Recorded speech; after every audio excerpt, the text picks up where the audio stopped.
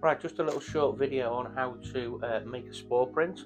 We're going to use a piece of tin foil, aluminium foil we've got on the lab bench here. All we need to do is get a nice sample of the mushroom species that you want to collect the spores from. Place it onto your aluminium paper, aluminium foil. Now over the top we need to put a piece of kitchen roll, and we need 4 little things just to weigh that down whilst we are waiting for spores to drop from the mushroom.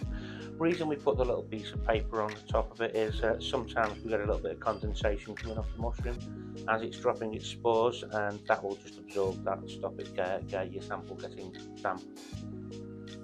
Right, so we're going to now just leave that for approximately 12 hours, and then we're going to come back and have a look and see if we have collected any spores. Right, we've had our sample 12 hours under the piece of kitchen paper, and we're just going to take it off and see if we have got anything underneath. So we take the weights off, take the piece of paper off. Now we can remove this piece of mushroom now, we're not going to use that again, and I think you can see there we have a nice collection of spores that have been dropped onto the piece of aluminium foil. Now what we need to do with this now is we need to just fold it over, fold it over, fold it over, so it's nice and sealed. Now we can put that into our spore collection. As you can see here, got a nice collection of spores I've been doing for quite a while.